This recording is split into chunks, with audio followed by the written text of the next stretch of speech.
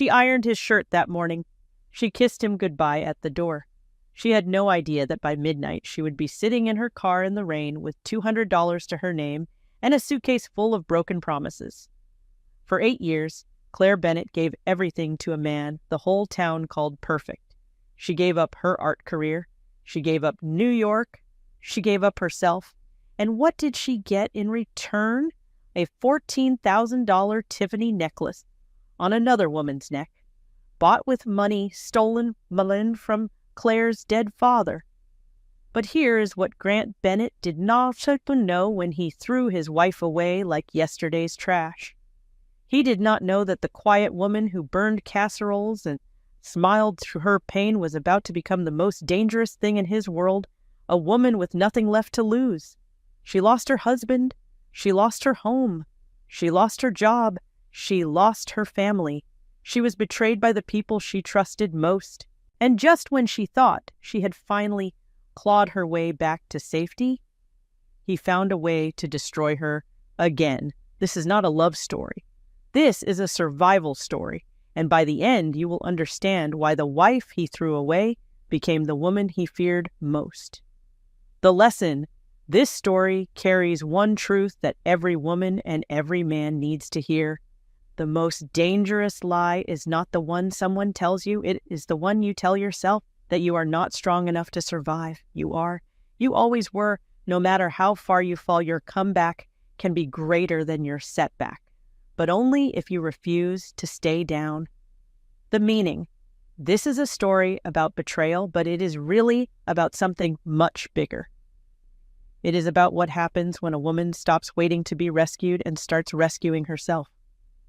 It is about the power of art, the strength of a mother's love, and the quiet courage it takes to rebuild your life when someone has burned it to the ground. If you have ever been underestimated, overlooked, or thrown away, this story is for you. If this story moved you, if it made you feel something real, do me a small favor. Hit that like button right now. It costs you nothing, but it helps this story reach another woman out there who needs to hear it tonight. Drop a comment and tell me, have you ever been underestimated by someone who later regretted it? I read every single comment, and your story matters just as much as Claire's. And if you have not subscribed yet, join this family. We tell stories here that stay with you long after the video ends.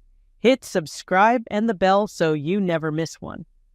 Now, let us begin. She ironed his shirt that morning. The pale blue one, the one he always said made his eyes look sharper in meetings. Claire Bennett stood in the laundry room of their craftsman-style home in Charlotte, North Carolina, pressing the collar with careful precision, the steam rising like a whispered prayer. She had done this every Monday for 8 years. 8 years of pressed shirts and packed lunches and quiet devotion. 8 years of believing that love was not a grand performance, but a series of small, steady acts. And Claire was nothing if not steady.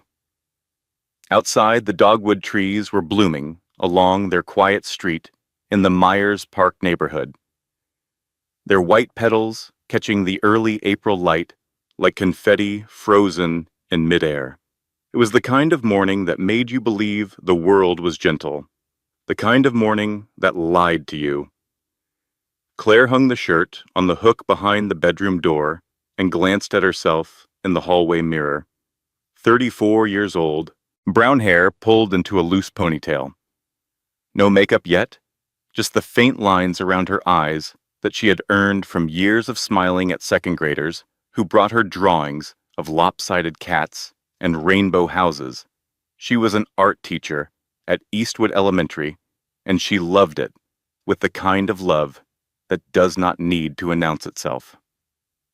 She heard Grant coming down the stairs. Grant Bennett, 38, her husband, tall, broad-shouldered, with a jaw that could have been carved from the granite of the Blue Ridge Mountains. He had the kind of confidence that filled a room the way cologne fills an elevator.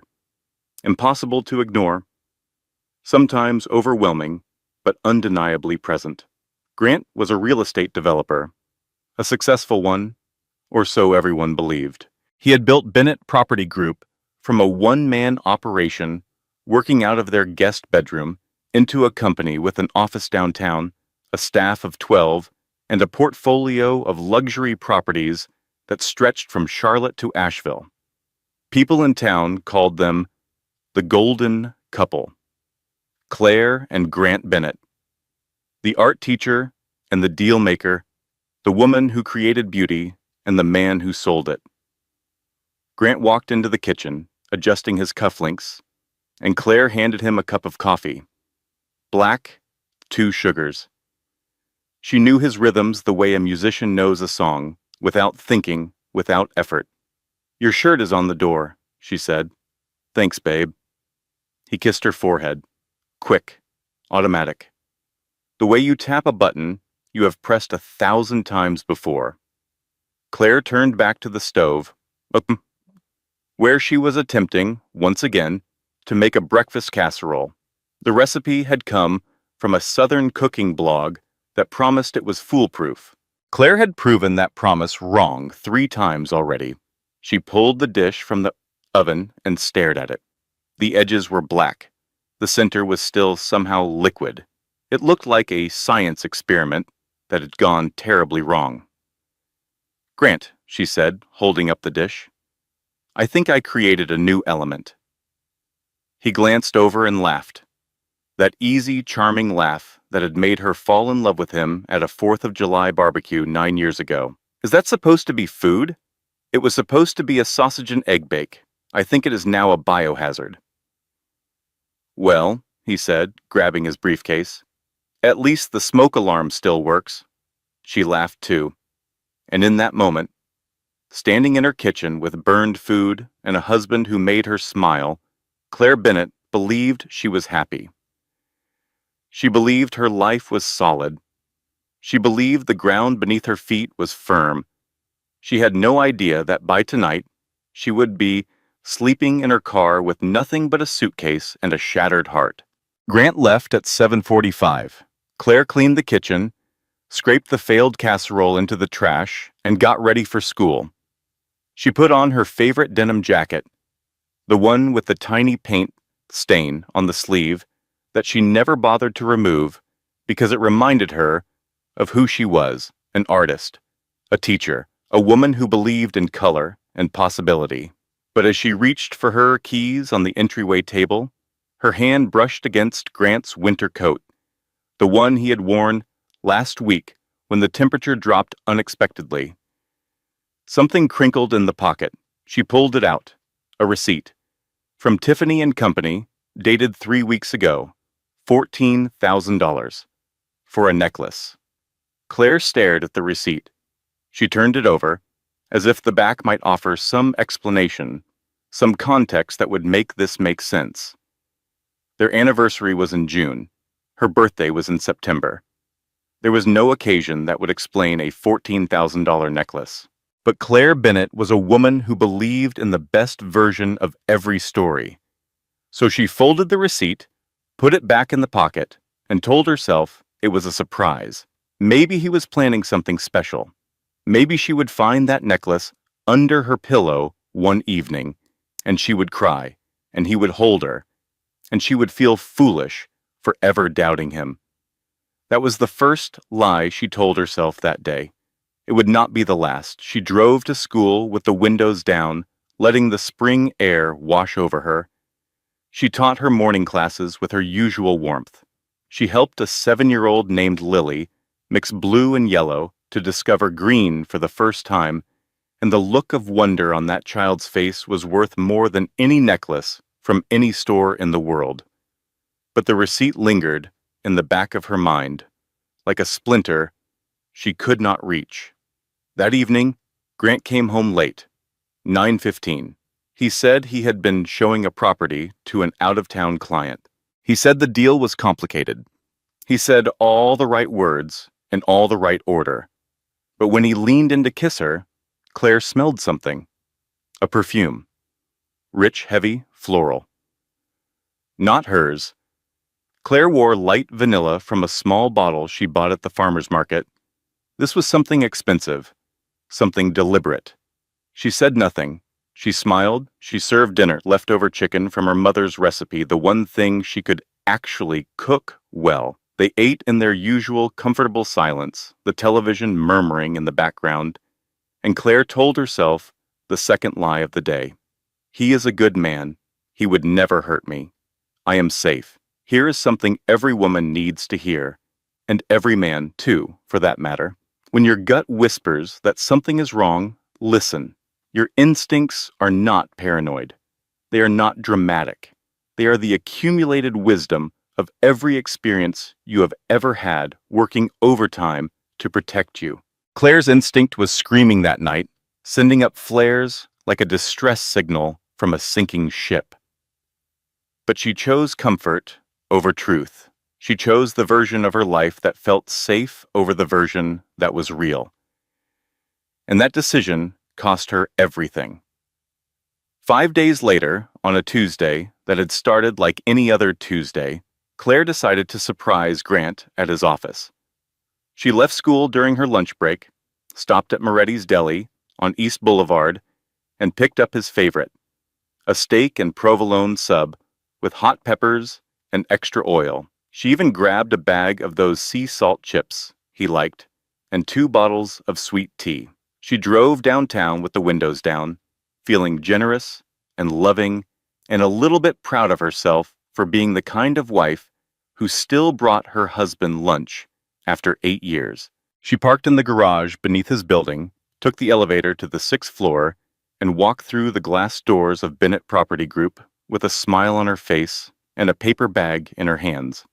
The receptionist, a young woman named Taylor, looked up with an expression that Claire would later recognize as panic disguised as politeness. "Mrs. Bennett, hi. Mr. Bennett is in his office, but he might be in a meeting." "That is okay," Claire said cheerfully. "I will just pop in for a second." She walked down the hallway. She could see his office through the glass walls. The door was slightly open, and through that gap, Claire Bennett saw the truth that her instincts had been trying to tell her for weeks. Grant was standing by his desk, and pressed against him, her arms around his neck, her lips on his, was a woman Claire had never seen before. She was tall, maybe 5'9", with dark hair that fell in perfect waves past her shoulders. She wore a fitted black dress and heels that probably cost more than Claire's entire wardrobe. And around her neck, catching the fluorescent office light like a tiny constellation, was a diamond necklace. $14,000. Tiffany and Company. The paper bag slipped from Claire's hands. It hit the floor with a soft thud, and the sound was enough.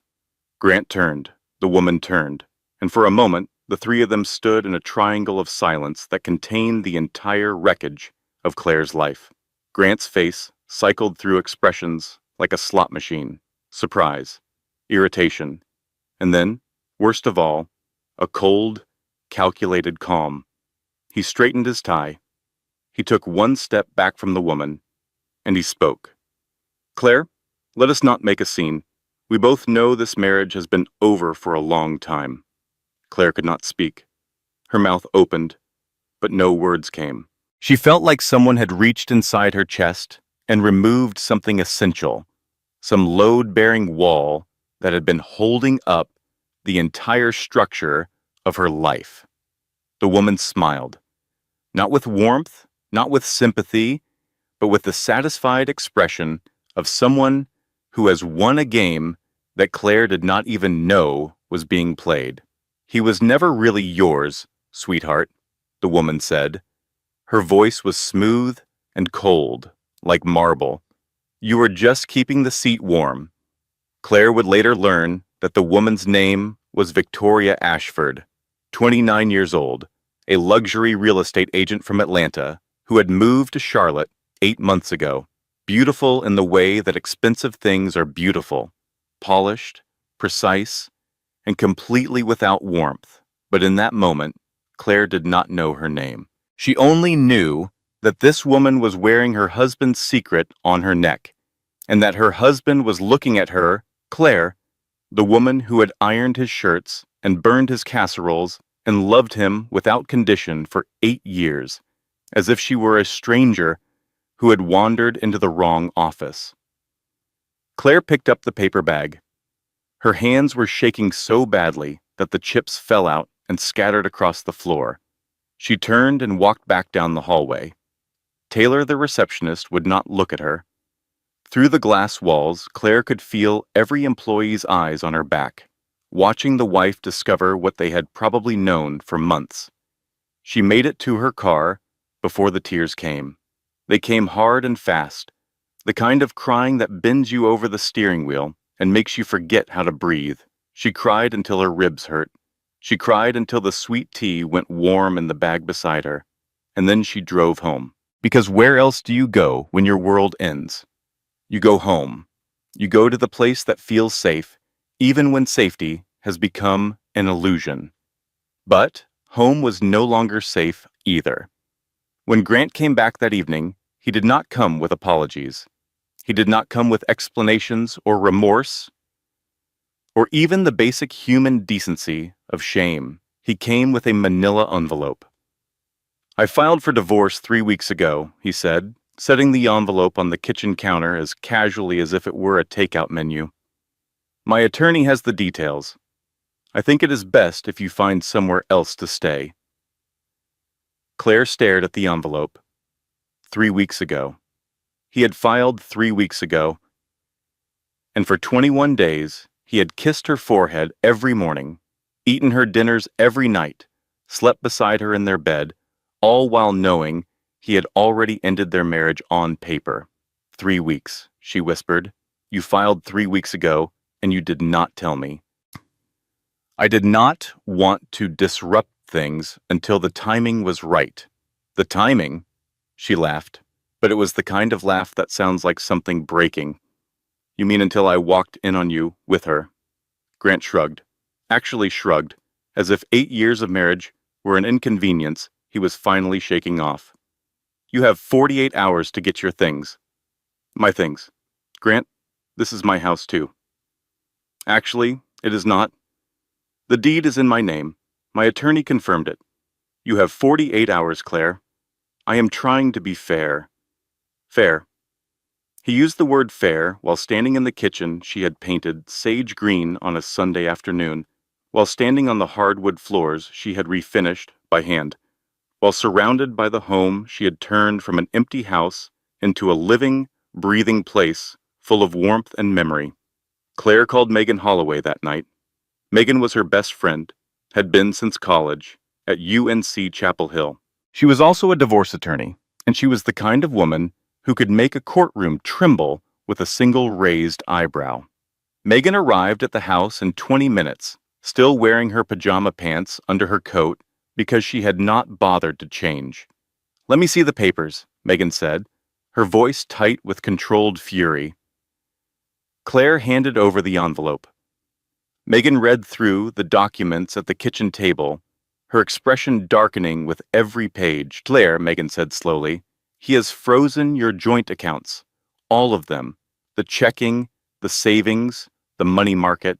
According to these filings, he is claiming the house, both vehicles, and the full value of Bennett Property Group as separate property." "What does that mean?" "It means he is trying to leave you with nothing." Claire opened her banking app on her phone. Her personal checking account, the small one she kept for her own purchases, showed a balance of $212.37. $212. That was the sum total of her financial existence after 8 years of marriage to a man who drove a Mercedes and wore watches that cost more than her annual salary. That night, after Grant went upstairs without another word, Claire packed a single suitcase. She moved through the house like a ghost, touching things she would never touch again. The ceramic bowl she had made in a pottery class, the photo on the mantel from their honeymoon in Savannah, the reading nook by the bay window where she had spent 1,000 quiet evenings with a book and a cup of chamomile tea.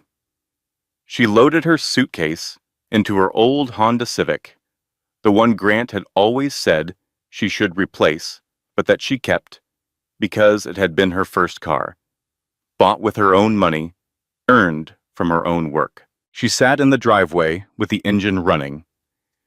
Inside the house, the lights went off one by one. First the kitchen, then the living room, then the bedroom, her bedroom, their bedroom, the room where she had slept beside a man who had been planning her destruction for weeks. Claire gripped the steering wheel and whispered into the darkness, "How did I not see this coming?" The dogwood petals drifted across her windshield like small white surrenders, and Claire Bennett drove away from the only life she had ever known. Claire's mother, Diane Porter, lived in a small two-bedroom apartment above Henderson's hardware store on a quiet street in the Belmont neighborhood. The building was old, the stairs creaked, and the hot water took forever to arrive. But the rent was reasonable, and the landlord, old Mr. Henderson himself, had always been kind. Diane was 61 years old, a retired nurse who had spent 30 years working the night shift at Carolina's Medical Center. She had raised Claire alone after Claire's father, David Porter, died of a heart attack when Claire was 9. Diane was the kind of Southern woman who believed in three things: God, good manners, and the absolute certainty that no problem on earth could not be improved by a home-cooked meal. When Claire appeared at her door at 11:30 at night, mascara streaked down her face, dragging a suitcase behind her like a soldier. Retreating from a battle she never asked to fight, Diane did not ask questions. She opened the door, pulled her daughter inside, and held her. They stood in the narrow hallway for a long time, Claire's shoulders shaking, Diane's hand steady on her back. Finally, Diane said, "Come sit down. I will make you something to eat. Mom, I cannot eat right now. You can and you will. Grief is heavy work. You need fuel." Diane heated up her famous chicken pot pie, the one with the golden crust and the creamy filling that tasted like childhood and safety and everything Claire had just lost. She set the plate in front of Claire at the small kitchen table and sat across from her. "Eat," Diane said. "No man is worth starving over." She paused, then added, "Now if he had been a good cook, that would be a real loss." Claire laughed. It came out broken and wet, more sob than sound. But it was a laugh, and it was the first one since Tuesday, and Diane counted it as a victory. Claire moved into her old bedroom.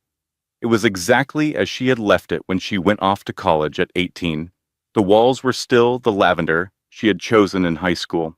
Her old easel stood in the corner, dusty but upright, like a loyal friend who had been waiting for her return. Boxes of art supplies lined the closet shelf.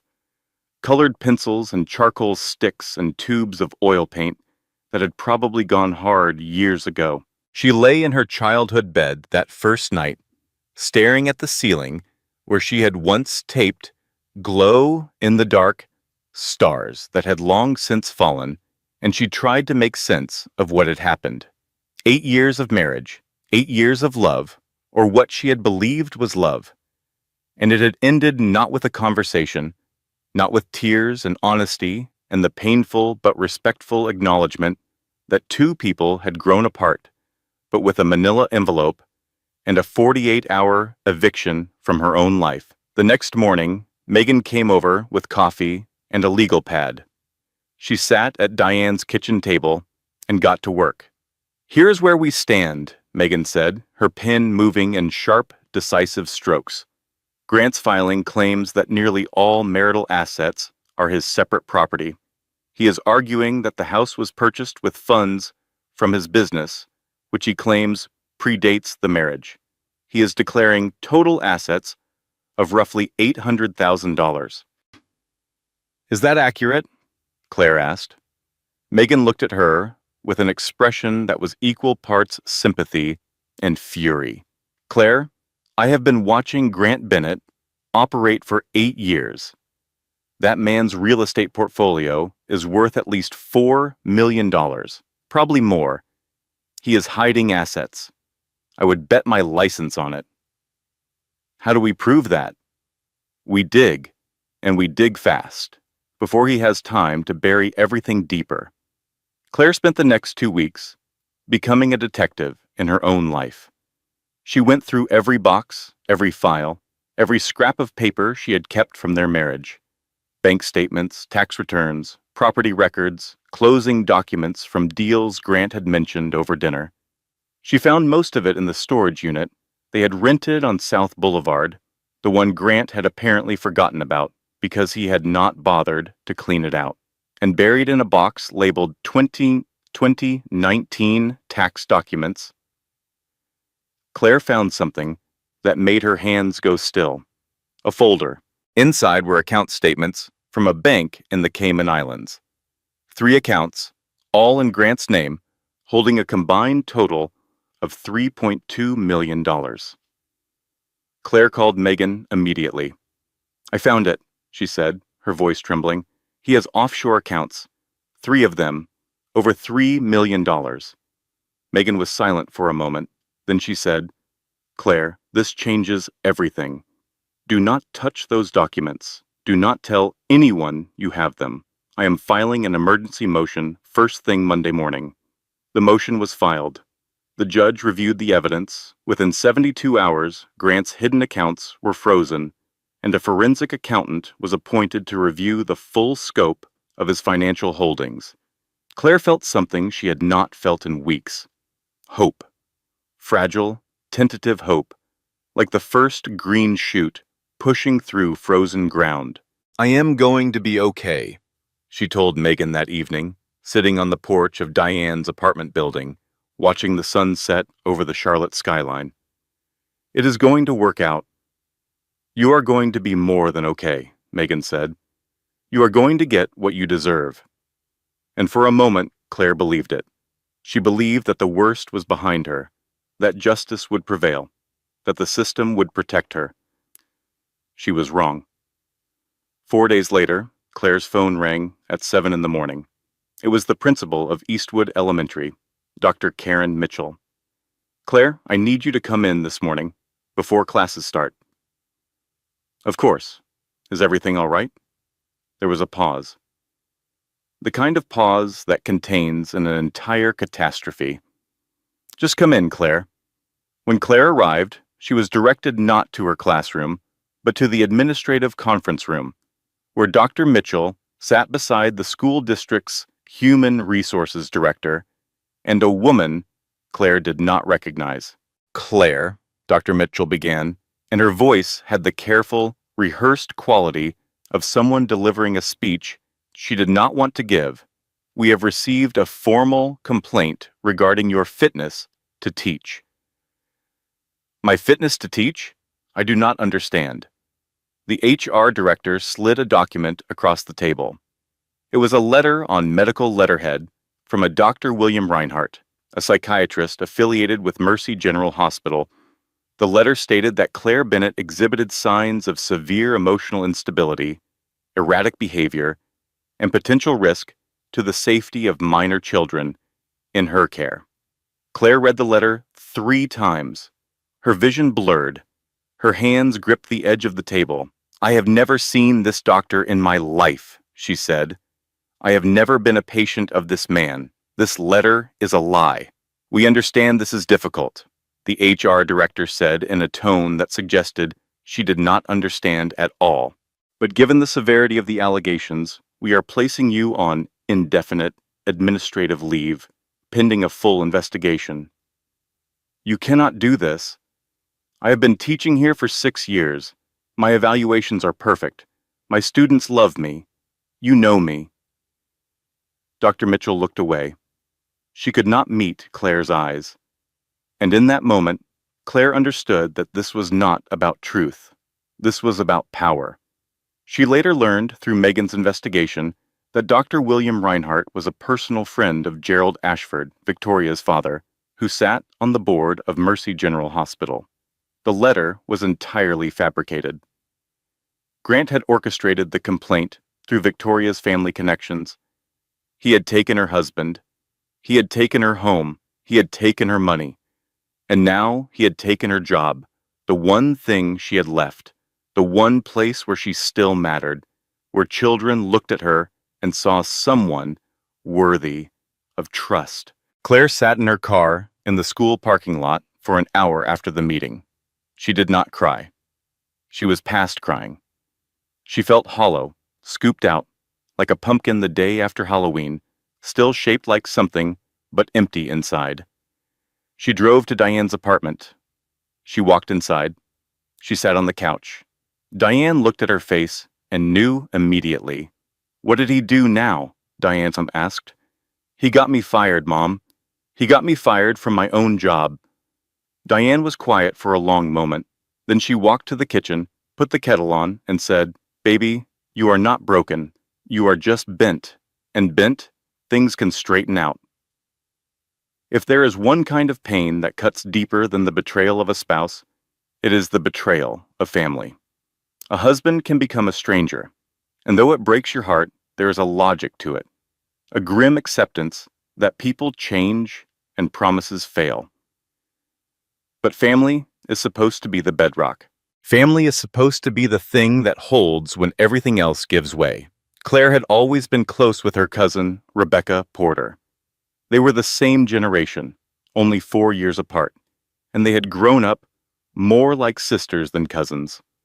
Rebecca's mother, Diane's younger sister, had passed away when Rebecca was 19, and Diane had taken Rebecca under her wing, inviting her to every holiday dinner, every birthday, every Sunday afternoon, gathering on the porch.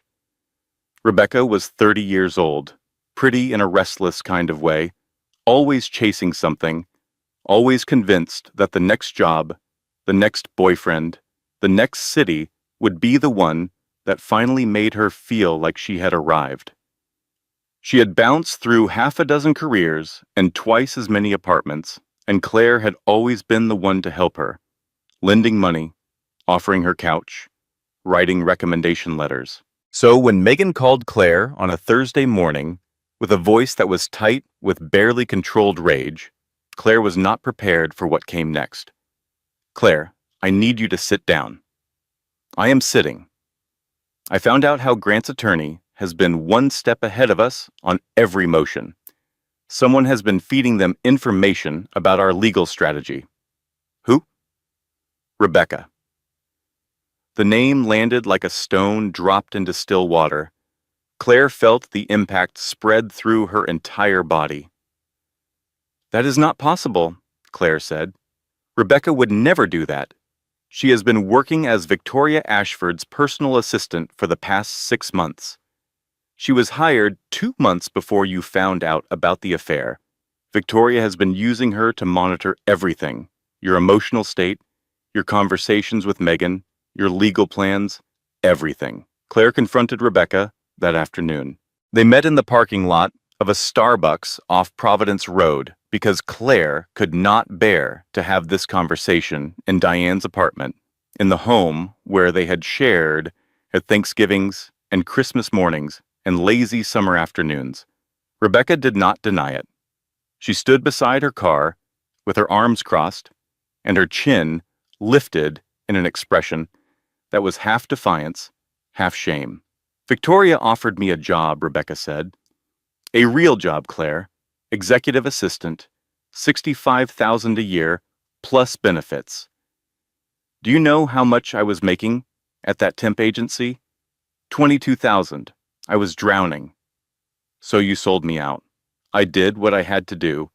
You fed them my legal strategy. You told them about the offshore accounts. You gave them everything." Rebecca's jaw tightened. "Victoria offered me a life, a real life, with a salary and health insurance and a future. I am sorry, Claire, but loyalty does not pay my rent."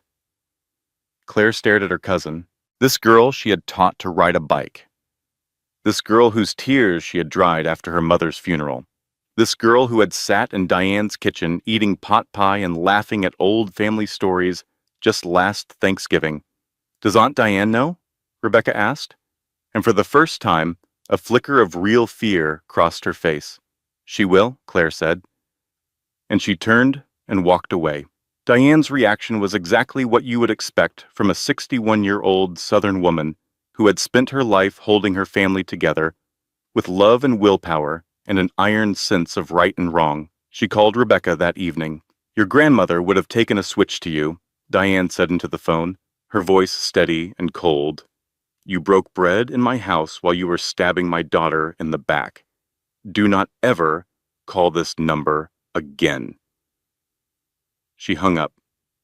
Then she went to the kitchen and started making cornbread, because that was how Diane Porter processed her grief, by feeding people. But the damage was done. Grant's attorneys, armed with the intelligence Rebecca had provided, had anticipated every legal move Megan made. The forensic accountant's investigation was slowed by procedural challenges that someone on the inside had clearly prepared for. The case that had seemed so strong a week ago was now mired in delays and countermotions. And then the catastrophes came. Not one at a time, which might have been manageable, but in a rapid, merciless sequence that seemed designed by fate itself to test the absolute limits of what one woman could endure.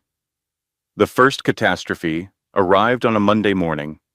Claire's Honda Civic, the faithful little car that had carried her through college and her 20s, and now through the worst crisis of her life, died in the middle of the intersection at East Boulevard and Dilworth Road. The transmission, which had been making concerning noises for months, finally gave out completely. The repair estimate was $3,800. Claire had $412 to her name.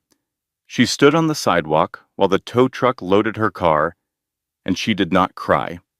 She was learning that there are levels of loss beyond tears, places where the pain is so constant that it becomes a kind of weather, something you walk through rather than something you feel. The second catastrophe arrived 3 days later. Claire was scrolling through her phone when she saw the headline in the Charlotte Observer's Society section. Real estate developer Grant Bennett and Atlanta beauty Victoria Ashford announce engagement at Magnolia Gala. There were photos, Grant in a tuxedo, smiling his golden smile. Victoria in a white gown, the Tiffany necklace at her throat. Her hand extended to display a ring that could have paid Claire's rent for a year. The Magnolia Gala. Claire had helped organize that event for the past 3 years, coordinating the silent auction, arranging the centerpieces, making sure the name cards were in the right places. And now she had been replaced there too, erased from a world she had helped build. The third catastrophe was the cruelest because it threatened not just Claire, but the one person she could not bear to see hurt. A letter arrived at Diane's apartment from the building's owner, a property management company called Sterling Holdings. The building was being sold. All tenants had 30 days to vacate. Diane read the letter at the kitchen table, her reading glasses perched on her nose, her face carefully blank. She folded the letter, set it aside, and said, "Well, I suppose we will figure something out." But Claire could see the fear beneath the composure. Diane was 61, living on a nurse's pension and Social Security. Her options were limited. And now, because of the chaos that Grant had brought into their lives, she was about to lose her home too. That night, at 2 in the morning, Claire sat on the bathroom floor. The tile was cold against her legs. The apartment was silent except for the ticking of the clock on the living room wall and the distant sound of a train passing through the city. She looked at her phone. No missed calls, no new messages. The screen glowed with a loneliness so complete it felt almost physical, like being submerged in cold water. She whispered into the empty room, "I have nothing. I am nothing." And then she sat there in the silence and let the words settle around her like dust, and she wondered if this was what it felt like to disappear completely. There is a quote and no one is quite sure who said it first, but it goes like this. Rock bottom became the solid foundation on which I rebuilt my life. It sounds like the kind of thing people say on motivational posters, usually printed over a photograph of a mountain or an eagle or something equally dramatic. But like most things that have been repeated so many times, they start to feel like cliches. It is true. When you lose everything, you also lose the fear of losing. And that strange, unexpected freedom can change a person. Claire found the sketchbooks on a Saturday morning, 3 weeks after the eviction notice, 2 weeks after the car died, 1 week after she saw the engagement photos that felt like a knife between her ribs. She was cleaning out a closet in her old bedroom, trying to organize the chaos of a life compressed into a tiny space when a box fell from the top shelf and landed at her feet. Inside were sketchbooks, dozens of them, dating back to high school, filled with drawings she had forgotten she had made. She sat on the floor and opened them. Page after page of life captured in pencil and charcoal and ink. A portrait of Diane, sleeping in her armchair, a street scene from a trip to Savannah, a series of hands, Diane's hands, her father's hands from memory, her own hands holding a paintbrush. And then she found the most recent one, from just before she married Grant. The drawings were different here, bolder, more alive. A woman standing at the edge of a cliff, not falling, but leaning into the wind, a pair of eyes, enormous and fierce, staring out from the page with an intensity that made Claire's breath catch. She had been good. She had been really good. She remembered now. She remembered how it felt to hold a pencil and watch something emerge from nothing, to translate the raw, messy, complicated experience of being alive into lines and shadows and light. She remembered the scholarship she had been offered to the School of Visual Arts in New York. She remembered turning it down because Grant's business was struggling, and he needed her in Charlotte. She had given up New York, She had given up her art career. She had given up herself for a man who had thrown her away like a shirt that no longer fit. Claire picked up a charcoal pencil from the box of old supplies. She opened a fresh page in one of the sketchbooks, and she began to draw. She drew for 6 hours straight. She drew women, women in pain, women rising, women with cracked skin and shining eyes, women whose bodies told stories of loss and survival and stubborn, defiant hope. She drew until her fingers were black with charcoal, and the light outside had shifted from morning gold to afternoon amber. When she was done, she had 12 pieces, raw, fierce, emotional pieces that looked nothing like the careful, pretty watercolors she had made as a younger woman. These were something else entirely. These were war cries. On impulse, she took a photo of one, a portrait of a woman walking through a field of ashes with her chin lifted and her eyes blazing, and posted it on Instagram. She had not used the account in years. She had fewer than 200 followers. She typed a simple caption. She lost everything except herself. She put the phone down and went to help Diane with dinner. The next morning, she checked her phone and stopped breathing. 47,000 likes. 2,300 comments. The image had been shared over 6,000 times. By the end of the week, the post had reached 200,000 likes. It had been featured on art blogs, shared by lifestyle influencers, picked up by a regional magazine. Claire's inbox was flooded with messages from women who said the image had made them cry, had made them feel seen, had given them permission to believe they could survive whatever they were going through. One message was different from the rest. It came from a man named Jack Whitfield. My name is Jack Whitfield. I own the Whitfield Gallery in Asheville. I have been in this business for 15 years, and I have never seen anything quite like your work. If you are open to a conversation, I would love to discuss the possibility of a solo exhibition. No strings attached. Claire stared at the message for a long time. She read it 3 times to make sure she was not imagining things. She showed it to Megan, who immediately searched Jack Whitfield online. He is legitimate, Megan reported.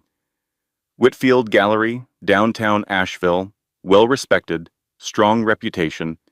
He specializes in emerging artists.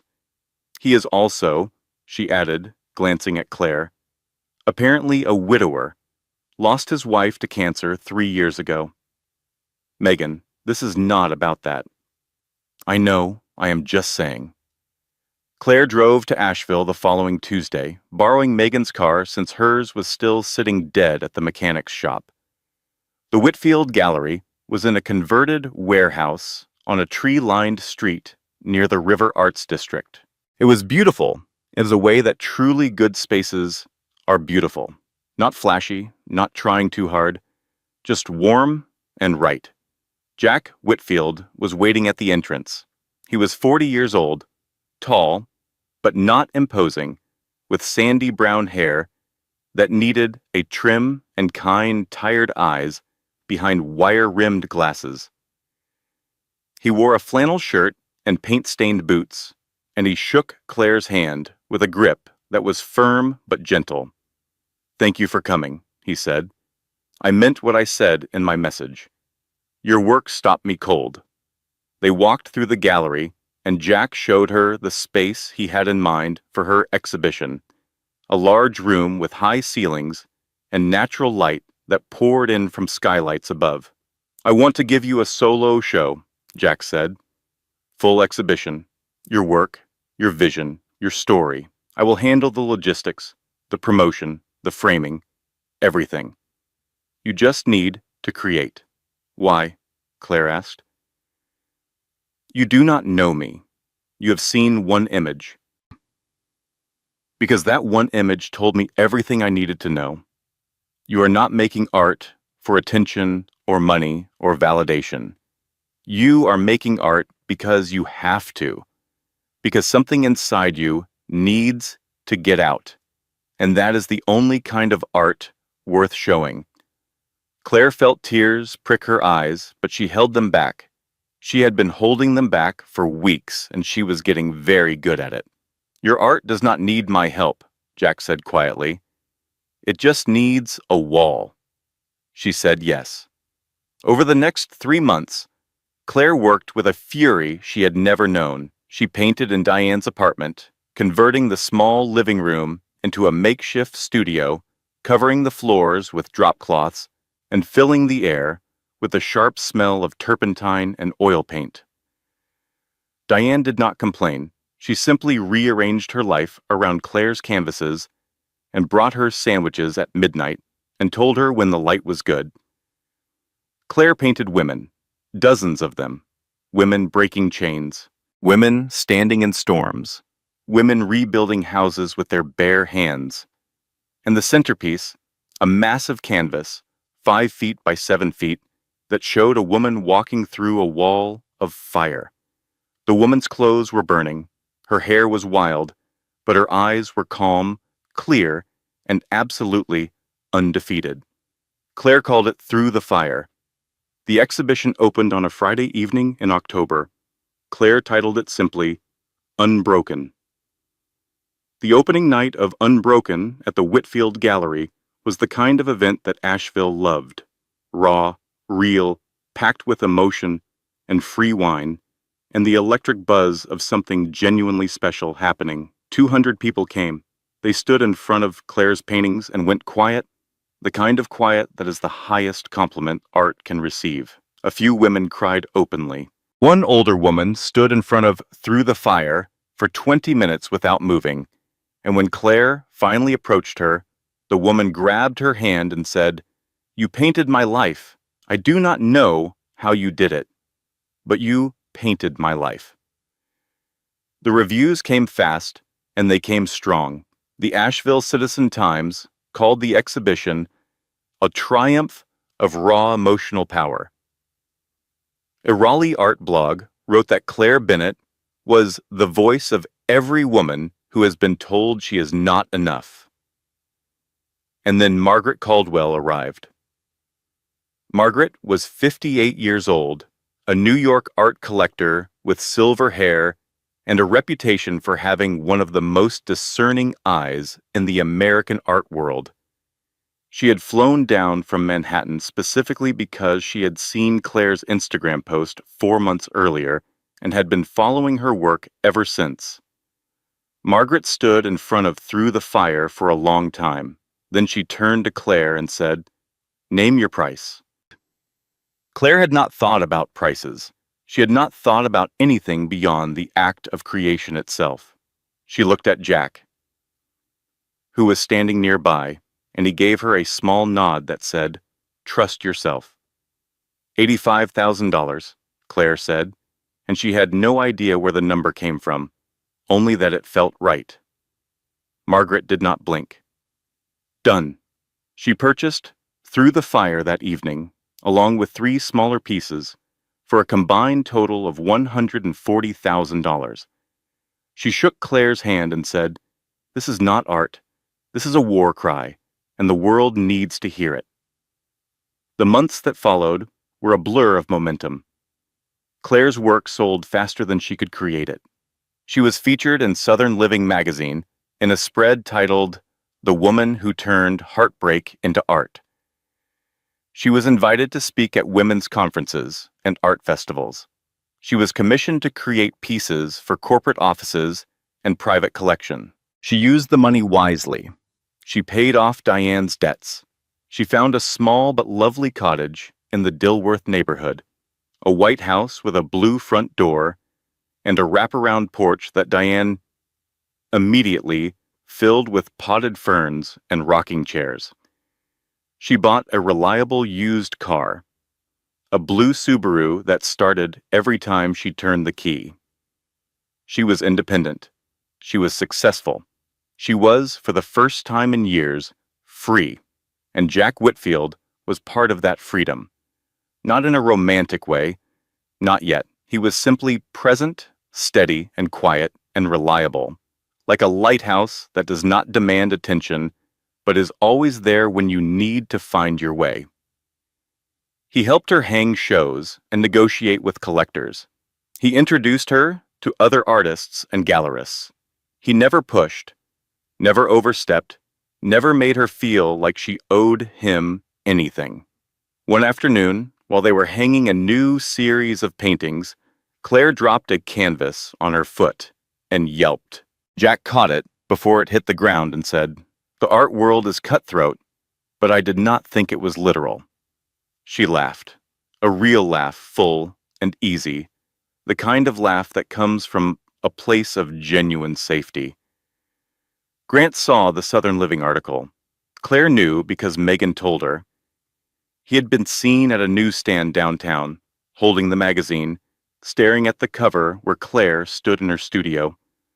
Paint on her hands, a smile on her face that did not need his permission. And Victoria, apparently, was furious. She called the magazine and tried to get them to retract the story, Megan reported, with undisguised glee. She claimed Claire was misrepresenting her life. The editor told her to pound sand. Claire allowed herself a small moment of satisfaction. Just a small one. She thought, "I won. It is over. He took everything, and I built something better from the wreckage." She was wrong again. The letter arrived on a Tuesday.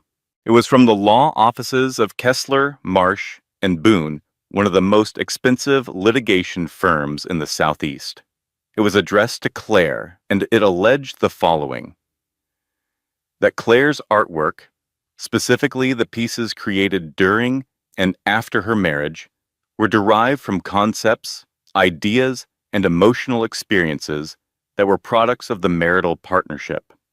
That Grant Bennett, as her former spouse, was entitled to 50% of all revenue generated from said artwork under the doctrine of marital intellectual property. In plain English, Grant was suing her for half of everything she had earned from her art. Claire read the letter 3 times each time hoping the words would rearrange themselves into something less absurd. They did not. Megan read it, and her face went red. He is claiming that your paintings were inspired by the lifestyle he provided, that without the marriage, you would never have created this work. He is literally trying to take credit for your pain. Can he do that? The legal theory is weak, but the judge he is filing under is known for being sympathetic to complex property claims. And Grant's legal team is expensive and aggressive. They can drag this out for years. The court issued a temporary freeze on Claire's art sale earnings, pending a full review of the claim. Just like that, the money stopped.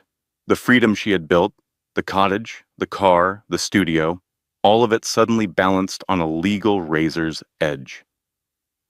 Here is something worth remembering, and this is not just advice for divorce situations. It is advice for life. If you are ever going through a divorce, document everything. Screenshots, bank statements, property records, creative processes. The person who has the evidence has the power. But more than that, protect your work. Protect your intellectual property. Your gifts belong to you. They were yours before any relationship, and they will be yours after. No one gets to claim your talent as their asset. The freeze on Claire's art income hit like a winter storm that arrives without warning. One day she was financially stable, and the next she was staring at a bank balance that was shrinking with every mortgage payment and grocery run. She could not sell new work without the proceeds being held in escrow. She could not access the earnings from previous sales. She was once again trapped in a financial cage that Grant had constructed with expensive lawyers and bad faith arguments. But the money was only part of it. Victoria launched what could only be described as a coordinated assault on Claire's reputation. Suddenly, social media accounts that had never existed before began posting about Claire. Anonymous accounts with names like Art Truth, Seeker, and Charlotte Real Talk published long threads claiming that Claire's art was trauma exploitation, that she was manipulating public sympathy for profit, that her story of betrayal was exaggerated for attention. The posts were sophisticated and relentless. They quoted details from Claire's life that only someone with inside information would know: the timing of her divorce filing, the amount of her art sales, the name of her exhibition. They tagged art blogs, gallery accounts, and journalists, flooding the conversation with doubt and suspicion. Two galleries that had been planning to feature Claire's work quietly pulled their offers. A women's magazine that had scheduled an interview canceled without explanation. The momentum that had carried Claire forward for months began to slow, then stall. Like a plane losing altitude. Jack stood by her. He kept her work on his gallery walls. He responded to every negative review with a calm, factual rebuttal. He refused to buckle under the pressure, even when Grant's business connections began threatening to pull their own art purchases from the Whitfield Gallery. "You are going to lose clients over this," Claire told him one evening, sitting in his gallery after hours, surrounded by her paintings in the golden light of the track lamps. "Maybe," Jack said, "but I got into this business to show great art, not to play politics. And your art is great, Claire. That has not changed."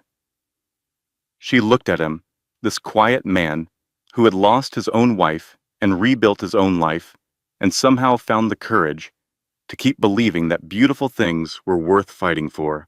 "You do not have to do this for me," she said. "I know. That is why I am doing it." And then the worst thing happened. Not the worst legal thing or the worst financial thing, the worst real thing. On a Wednesday morning in November, Claire's phone rang at 6:15. It was the hospital. Diane had collapsed. She had been getting ready for her morning walk, the one she took every day around the neighborhood, rain or shine, and she had fallen in the hallway. A neighbor found her and called the ambulance. By the time Claire reached the hospital, Diane was in the cardiac care unit, hooked up to monitors that beeped with a rhythm that was both reassuring and terrifying. The doctor, a young woman with kind eyes and a direct manner, explained that Diane had suffered a mild heart attack. The damage is not severe, the doctor said, but her blood pressure has been dangerously high for some time. Stress is a significant contributing factor. Stress. The word hung in the air like an accusation. Claire knew exactly what had caused her mother's stress. Not age, not genetics, not diet. It was the past 6 months. It was watching her daughter be destroyed by a man Diane had never trusted.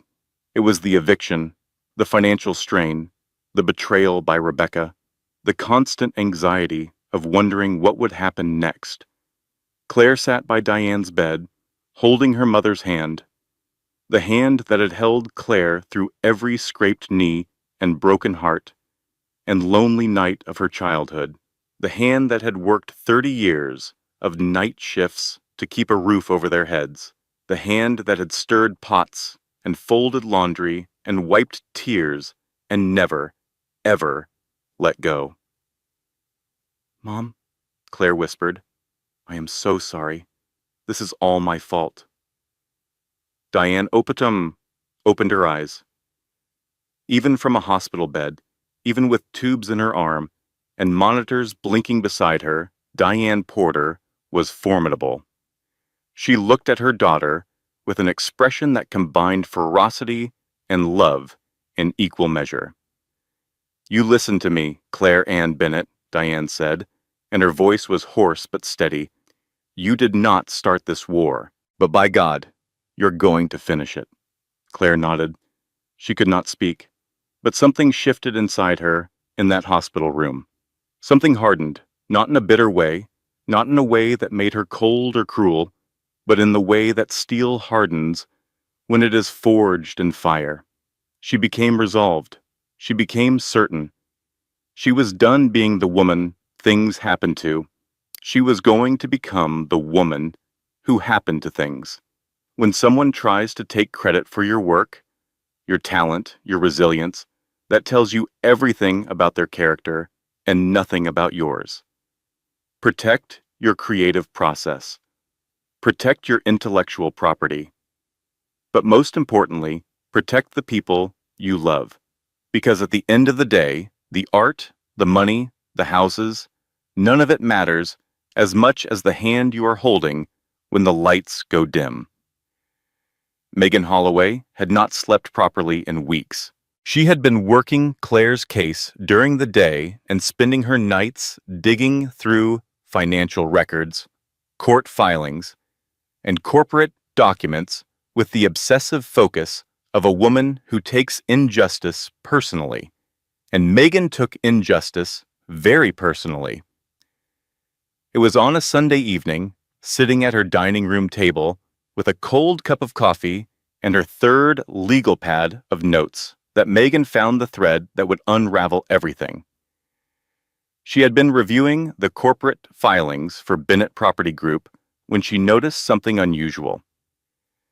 Several of the properties Grant had purchased over the past 5 years had been acquired at prices significantly below market value, sometimes 40 or 50% below. The sellers were all different, but the banks that had financed the purchases were connected to a single commercial lending network. Megan dug deeper. She pulled public records, cross-referenced banking officials, and made 3 very discreet phone calls to colleagues in financial law. By Monday morning, she had the full picture, and it was far worse than anyone had imagined. Grant Bennett had not built his real estate empire through talent, hard work, or business acumen. He had built it through systematic fraud. The scheme worked like this. Grant and an associate, someone with deep banking connections, would identify properties. They would arrange for fraudulent appraisals that drastically understated the property's values.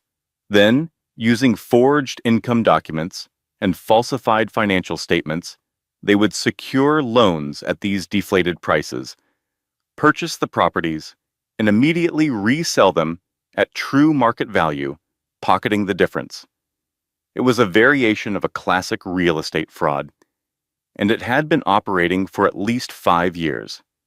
The total amount of money involved was estimated at over $12 million. And the associate with the banking connections? Gerald Ashford, Victoria's father. Victoria was not just Grant's fiancée. She was his business partner. Their relationship had not started as a romance. It had started as a financial arrangement. Victoria's family connections gave Grant access to corrupt banking officials and compliant appraisers. In return, Victoria received a percentage of every deal. The romance, if you could call it that, came later, a convenient side effect of a criminal partnership. But the most stunning discovery was still to come. Megan received an anonymous package at her office on a Thursday afternoon. Inside was a flash drive and a handwritten note on plain white paper. The note said, "I know sorry is not enough, but maybe this is." The flash drive contained audio recordings, dozens of them. Conversations between Grant and Victoria discussing their fraudulent deals, their plans to hide assets from Claire, their strategy for the intellectual property lawsuit. In one recording, Grant laughed and said, "She has no idea. She thinks I am a real estate genius. She does not know the whole thing is built on paper." In another, Victoria said, "If she keeps making noise, we destroy her reputation completely. I have enough contacts in media to make her radioactive."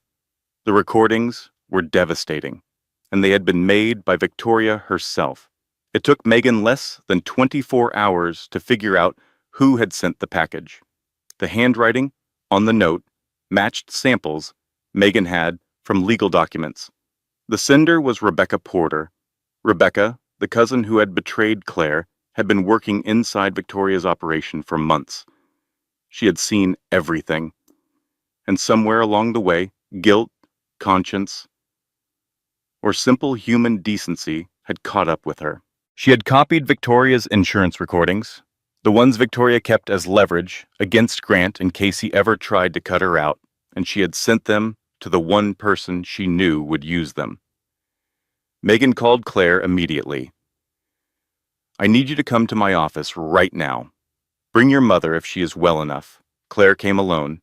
Diane was still recovering at home, under strict orders from her doctor to avoid stress, which was a laughable prescription given the circumstances.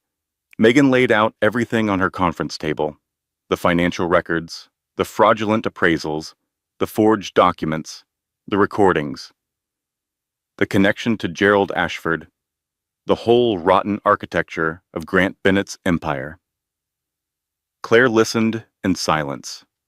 She had expected betrayal, she had expected greed, but the scope of it, the calculated, systematic dishonesty of a man she had loved for nearly a decade, still had the power to shock her. And then Megan showed her one last piece of evidence. The $14,000 Tiffany necklace, the one that had started everything, had been purchased from an account that Megan had traced back to a trust fund. Claire's trust fund. Money left to Claire by her father, David Porter, who had set aside a modest sum before his death to ensure his daughter would always have a safety net. Grant had quietly transferred the funds into his own accounts years ago during the early days of their marriage, when Claire had trusted him completely and had not questioned a single financial document he put in front of her. He had bought his mistress a necklace with money from Claire's dead father. Claire sat in Megan's office for a long time after hearing this. She did not cry. She did not scream. She sat very still, and her face took on an expression that Megan had never seen before: calm, focused, and absolutely resolute. "What do we do?" Claire asked. "We take this to the FBI. Financial fraud of this magnitude is a federal crime, and with these recordings, we do not just have a civil case, we have a criminal one. Then let us do it." Claire personally delivered the evidence to the Charlotte field office of the Federal Bureau of Investigation. She sat in a gray room with gray furniture and told two federal agents everything she knew. She signed statements. She provided documents. She answered every question with the quiet precision of a woman who had nothing left to lose and everything left to fight for. The investigation moved faster than anyone expected. The arrest of Grant Bennett was, by any standard, spectacular. It happened at the Charlotte City Club on a Saturday evening in December, at what was supposed to be the social event of the season, the engagement party of Grant Bennett and Victoria Ashford. 200 guests, ice sculptures, a 12-piece jazz band, champagne that cost more per bottle than Claire had in her bank account the day she was thrown out of her own home. Grant was standing at the center of the ballroom, one arm around Victoria, the other holding a champagne flute, delivering a toast about love and new beginnings and the importance of surrounding yourself with the right people. The irony, as they say, was thick enough to spread on toast. The doors opened at 8:47. 6 FBI agents in dark suits walked in with the kind of quiet authority that immediately silences a room. The jazz band stopped mid-note. 200 champagne flutes froze in midair. The lead agent, a woman named Special Agent Diane Torres, walked directly to Grant. She did not hurry. She did not need to. "Grant Allen Bennett," she said, and her voice carried across the silent ballroom like a church bell. "You are under arrest for wire fraud, bank fraud, money laundering, and conspiracy to commit financial crimes against the United States. You have the right to remain silent."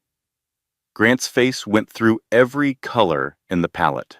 White, then red, then a gray-green that Claire would later think of as the color of a man watching his entire fabricated life collapse in real time. Victoria tried to run. She made it approximately 15 feet before a second agent intercepted her. She was arrested on the same charges, plus additional counts related to her role in orchestrating the fraudulent appraisal network. Gerald Ashford, Victoria's father, was arrested at his home in Atlanta the same evening.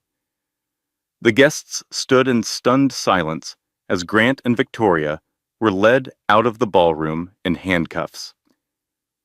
Someone dropped a champagne glass. It shattered on the marble floor, and the sound echoed through the room like an exclamation point.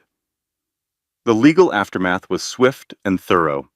Grant's assets were seized by the federal government. Every property, every account, every hidden dollar was cataloged and frozen. The forensic accountants found even more than Megan had estimated, nearly $15 million in fraudulently obtained assets scattered across domestic accounts, offshore holdings, and shell companies. The divorce was finalized within weeks, with Grant facing federal charges and his assets under government control.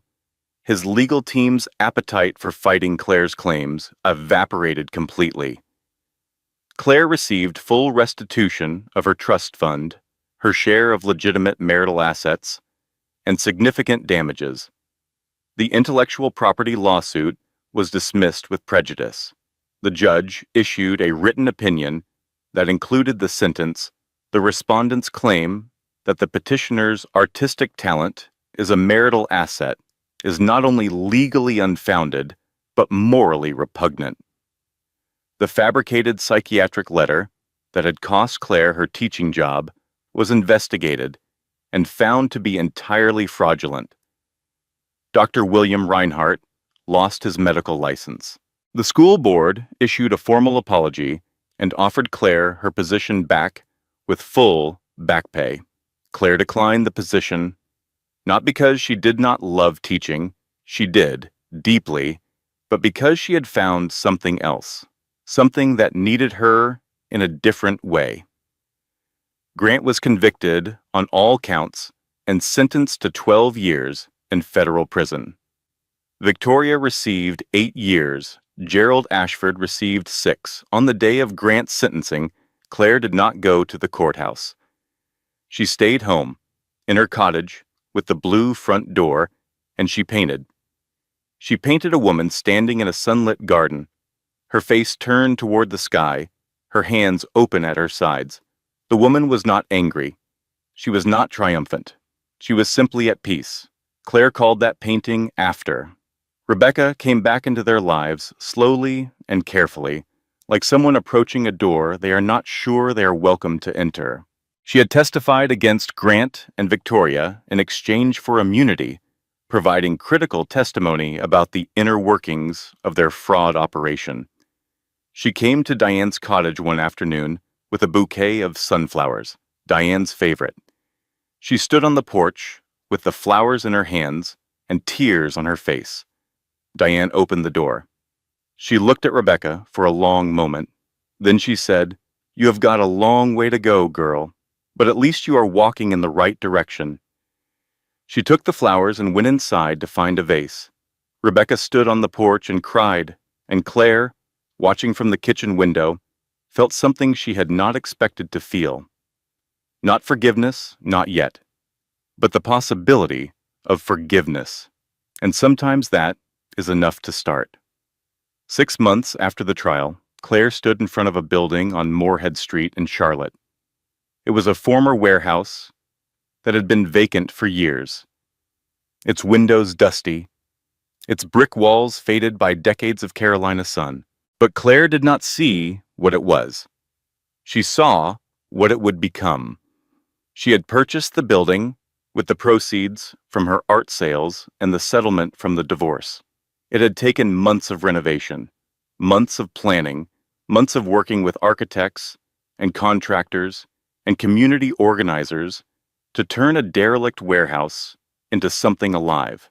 The sign above the entrance read, "The Porter House, Art Studio and Community Center," named after her mother, named after the woman who had held everything together with love and chicken pot pie and the unshakable belief that her daughter was stronger than any storm. The Porter House was not just a gallery. It was a place where women rebuilding their lives could come to learn, to create, to breathe. Claire offered free art classes 3 days a week. Megan ran a pro bono legal clinic on Tuesday evenings, helping women navigate divorce and financial abuse. A local therapist volunteered on Saturdays. The walls were covered with art made by the women who came through the door, each piece a testament to survival. The opening day was in April, exactly 1 year after Claire had found the receipt in Grant's coat pocket. She had not planned the timing. It simply happened that way. As if the universe had a sense of narrative structure, Diane cut the ribbon. She stood at the entrance in her best dress, a pair of scissors in her hand, and looked out at the crowd that had gathered. Neighbors, artists, journalists, women who had heard about the Porter House and driven hours to be there. "My daughter lost everything," Diane said, her voice clear and strong, carrying across the crowd with the authority of a woman who had survived 61 years of life and was not about to whisper now. And then she built something better than everything. The crowd applauded. Claire stood beside her mother and tried very hard not to cry, and failed, and did not care. The first months of the Porter House were busy and chaotic, and exactly what Claire had needed. Women came from across the state. Some were in the middle of divorces. Some had left abusive relationships.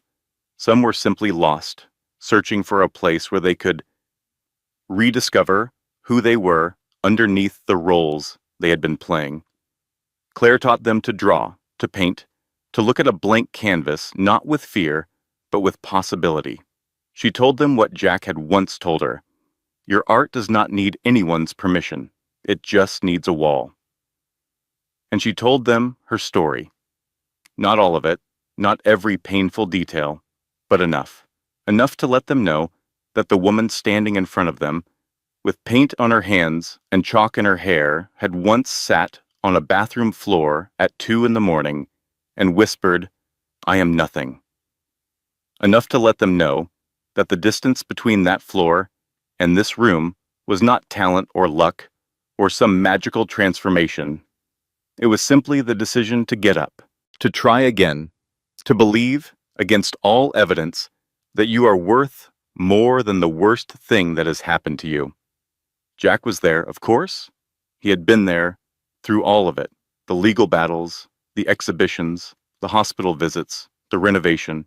He had carried boxes and hung paintings and fixed a leaking pipe in the porterhouse basement on the day before the opening. Their relationship had grown slowly, like a garden planted by patient hands. There were no grand gestures, no dramatic declarations, no sweeping romantic moments stolen from the movies. There was just time, shared meals, long walks, quiet evenings on the porch of Claire's cottage, watching the sky turn pink above the Charlotte skyline. One evening, about a month after the porterhouse opened, they sat together on that porch. The air smelled like jasmine and freshly cut grass. Diane was inside, watching a cooking show and occasionally shouting corrections at the television. Jack was quiet for a while, the kind of quiet that is not empty, but full, like a room full of light. "You know," he said finally, "you do not need saving, Claire." She looked at him. "But I would like to be around while you save yourself." Claire smiled. Not the polite smile she had worn for 8 years of marriage, the one that covered uncertainty and doubt. This was a different smile. This one came from a place so deep inside her that she had forgotten it existed. "I think I would like that too," she said. They sat there as the sun went down, two people who understood loss, two people who had rebuilt their lives from wreckage, two people who knew that love is not a rescue operation, but a partnership between equals who choose each other every day. Diane appeared at the screen door. "Are you two going to sit out there all night, or are you coming in for pie? I did not spend 2 hours on this crust for the squirrels." They laughed and went inside. Claire continued to paint. Her work evolved, moving from the raw fury of her early pieces to something more nuanced, more layered, more hopeful. She painted women in gardens, women building houses, women laughing, women holding each other up. She painted a series called Rising that was exhibited in New York, Atlanta, and Chicago, and that was reviewed by the New York Times as a masterclass in emotional resilience expressed through color and form. Margaret Caldwell, the collector who had bought Through the Fire, became a patron and friend. She established a scholarship in Claire's name at the School of Visual Arts, the same school that had once offered Claire a spot she had turned down. Now other young women would have the chance Claire had given away. Megan continued to be Megan, fierce, loyal, and slightly terrifying in a courtroom. She eventually became a partner at her firm and dedicated a significant portion of her practice to representing women in financial abuse cases. She credited Claire with showing her that the law was not just about winning arguments, but about protecting people. Diane fully recovered from her heart attack. She became the unofficial grandmother of the Porter house, greeting every woman who walked through the door with a warm hello and an offer of something homemade. She started a small cooking class on Thursday mornings called Feeding the Soul, and it became one of the most popular programs the center offered. Rebecca slowly earned her way back. She volunteered at the Porter house on weekends, quietly and without fanfare, doing whatever needed to be done. She and Claire were not yet what they had once been. Maybe they never would be, but they were something careful and honest and growing. And Grant was in a federal prison in South Carolina, wearing the same khaki uniform as every other inmate, sleeping in a bunk that was not king-sized, eating meals that were not prepared by private chefs. Claire did not think about him often. When she did, she felt not anger, but something closer to pity. He had everything: a wife who loved him, a home full of warmth, a life that could have been genuinely good, and he had thrown it all away for a scheme and a woman who had been using him as thoroughly as he had been using everyone else. He had thrown away the wife, and the wife had built a world. On the 1-year anniversary of the Porterhouse, Claire stood in the main gallery, surrounded by the art of the women she had taught. The walls were alive with color, bold strokes and soft washes, and fierce, joyful, complicated images made by women who had walked in broken and were walking out whole. She looked around the room and felt something she had not felt in a long time. Not happiness exactly, though that was part of it. Not pride, though that was there too. It was something bigger, something that included all of those feelings, but transcended them. It was peace. She thought about the woman she had been a year ago. The woman who ironed shirts and burned casseroles and told herself lies because the truth was too frightening to face. She did not judge that woman. She loved that woman. That woman had done her best with what she knew, and when she finally learned the truth, she had found the courage to survive it. Claire Bennett did not get a fairy tale. She got something better. She got a life she built with her own hands, on her own terms. From the ashes of someone else's cruelty, she learned that the most dangerous lie is not the one someone tells you. It is the one you tell yourself, that you are not strong enough to survive. You are. You always were. And if this story reminded you of your own battle, whether you are in it right now or you have already come through the other side, remember this. Your pain is not your identity. It is your fuel. Keep going. And if you need to hear it today, I am proud of you. The sun was setting over Charlotte, painting the sky in shades of amber and rose. Claire locked the doors of the Porterhouse, walked to her blue Subaru, and drove home to her cottage with the blue front door, where her mother was making dinner and the porch light was on. She was not the wife he threw away. She was the woman who rose. This content was carefully researched, developed, and manually edited by our team to deliver meaningful stories with real-life lessons. Every word was crafted with purpose, to entertain, to inspire, and to remind you that no matter what chapter you are in, your story is not over. Thank you for listening. We will see you in the next one.